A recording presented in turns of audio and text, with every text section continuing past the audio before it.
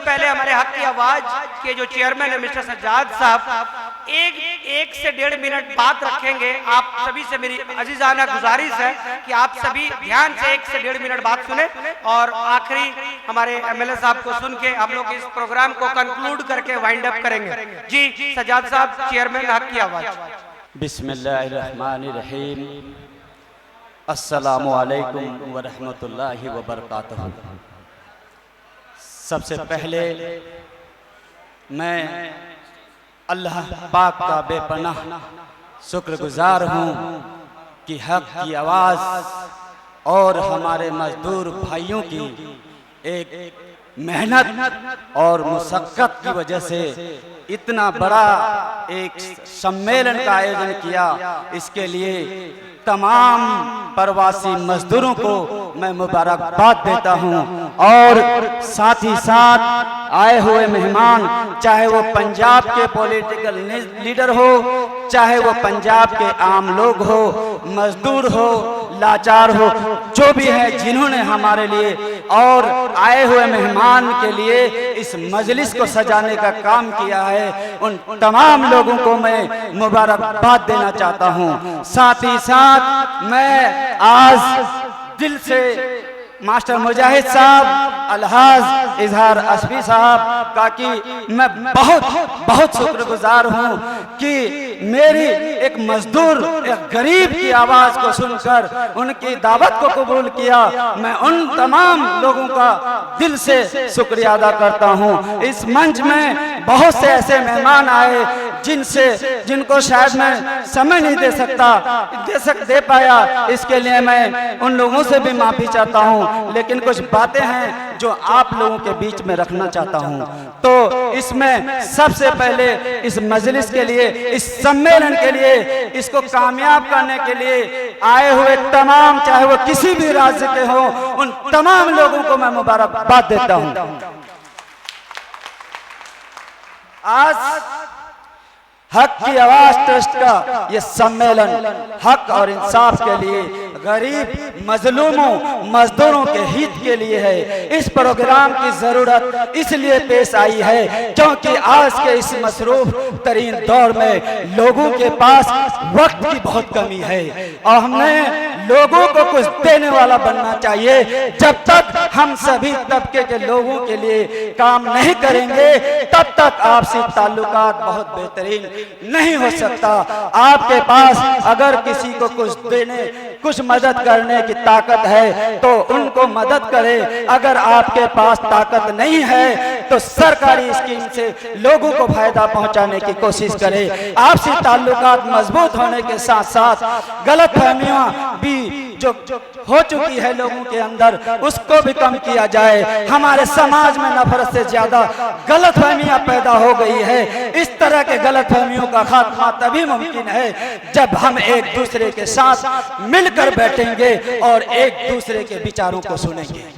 मैं आज इस मसले में कुछ लोग यहाँ पे सियासत का जो प्रोपेगेंडा फैलाया है, उन लोगों को मैं कहना चाहता हूँ, ये मजलिस उन लोगों के शान में था और आए हुए मेहमान के शान में था, न ही किसी पॉलिटिकल, न ही किसी सियासी लोगों के लिए था। ये हक की आवाज हमेशा ये कोशिश कर रही है कि मजलूमों की आवाज बने, गरीबों की आवाज बने।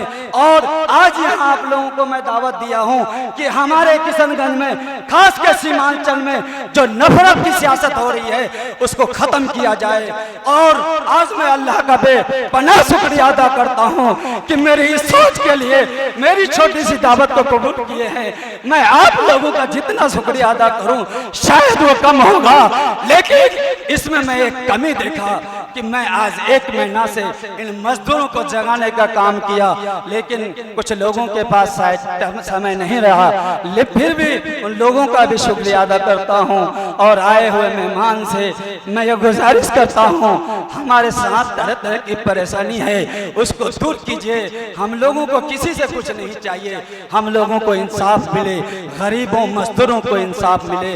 हम अलहाज इजहार मल्हार एसपी साहब से भी गुजारिश करते हैं, मास्टर मुजाहिद साहब से भी कहते हैं, साथ ही साथ डॉक्टर जावेद साहब को भी मैं इन्विटेशन दिया, वो नहीं आ पहुंचे किसी वजह से, उनका भी मैं शुक्रिया अदा करता हूं।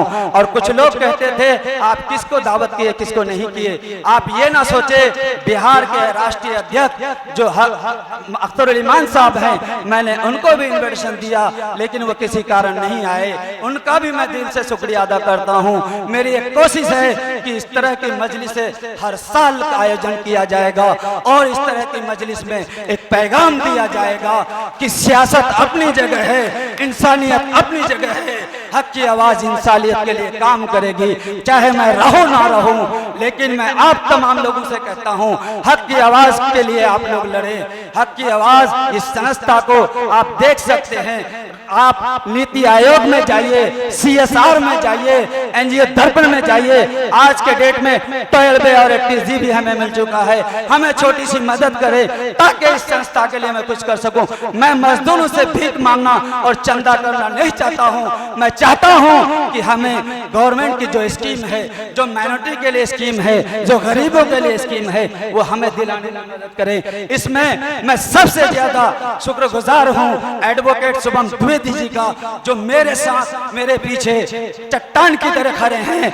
एडवोकेट नईम खान साहब का भी मैं शुक्रिया अदा करता हूं जो हमें हर तरह से मदद करते हैं। उसी तरह मैं अनवर अमर श्री जी का भी शुक्रिया अदा करता हूं। आज के इस सम्मेलन में मौलाना उस्मान रहमानी साहब नहीं हैं क्योंकि उनका 3 महीना पहले एक आयोजन महाराष्ट्र में है कि बुक हो चुका था, वो समय नहीं दिए हैं, मैं उनका भी शुक्रिया अदा करता हूं। ये सम्मेलन हबीबुर रहमान सानी लुधियानवी के शान में किया गया और ये अवार्ड जो दिए गए हैं मौलाना हबीबुर रहमान रहमानी के नाम से दिए गए हैं। उन तमाम लोगों को मुबारकबाद देता हूं जिन्होंने मेरी मदद की है, जिन्होंने नहीं की है उनका भी मैं शुक्रिया अदा करता हूं। अस्सलाम वालेकुम।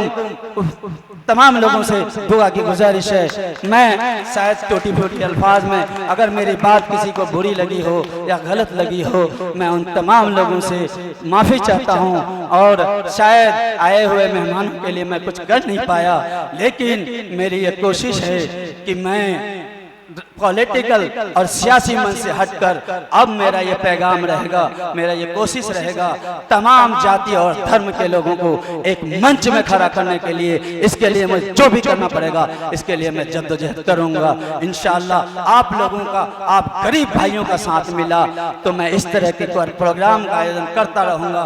अस्सलाम वालेकुम, नमस्कार, आदाब, जय भीम, जय भारत।